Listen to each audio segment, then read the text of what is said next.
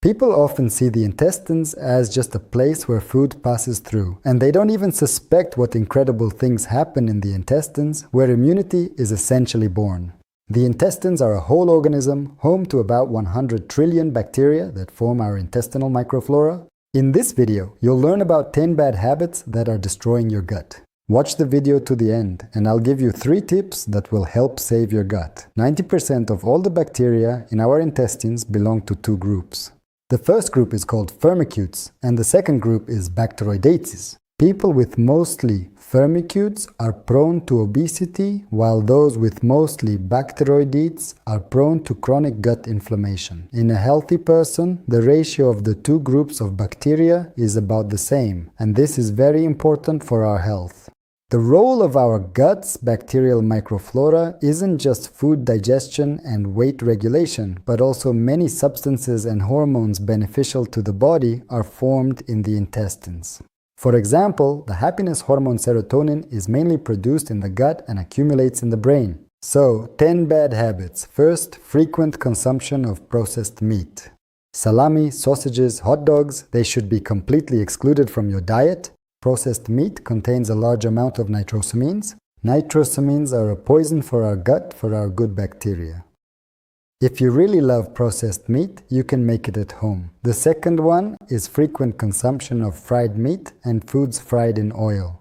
Here we must emphasize, well fried until a crust and char form. These crusts and chars when we fry foods are very harmful substances for our gut, and in general, fried foods are very difficult to digest. If you like fried foods, then fry them in melted butter or ghee. Melted butter withstands high temperatures without releasing harmful substances. No foam or smoke is formed. The third bad habit is not consuming enough fiber. These are coarse plant fibers. They are found in all plant-based foods. The highest amount of fiber is found in white rice, wheat, peas, beans, almonds, olives, oats, barley, green peas, Brussels sprouts, broccoli, asparagus, and carrots. The fourth habit is the consumption of strong alcoholic drinks, specifically strong ones. Strong alcoholic drinks irritate the intestinal mucosa and thereby harm the intestines' functioning.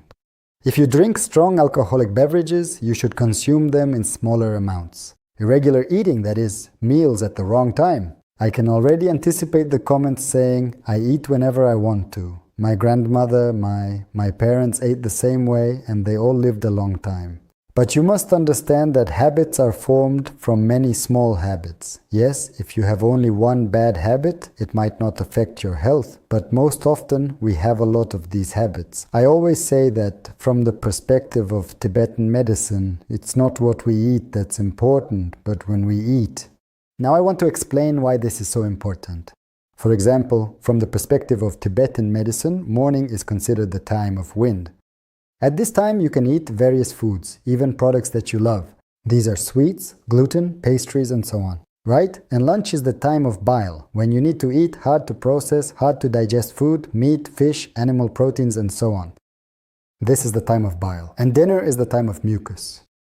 From the point of view of Tibetan medicine, everything we eat after 7-6, right? It's all considered to start accumulating in our body because mucus is a nutrient medium and these products don't completely burn off by the end of the day. And in general, it's very important to eat on a schedule because our body is subject to the circadian rhythm, that is, the biological rhythm. If we start to disrupt these settings because we don't want to or it's inconvenient for us, then in the future, in a few years, they might produce their results. The sixth bad habit is insufficient consumption of fermented milk products, as well as naturally fermented products such as sauerkraut, pickled tomatoes, cucumbers, and soaked apples. These products are a source of good bacteria. By consuming them, we help to seed beneficial bacteria in the intestines. From the perspective of Tibetan medicine, I always say that fermented milk and dairy products are mucus-forming products, so they should be consumed in small amounts. And if you eat them before 5 p.m., everything will be fine. The next one is frequent consumption of trans fats and fast food. In general, trans fats are poison for our body, especially for our good bacteria. Therefore, these products absolutely should not be consumed. I can't even give you a single reason why you should eat this. Also, this food is considered empty. It doesn't give us energy or anything. Insufficient water consumption.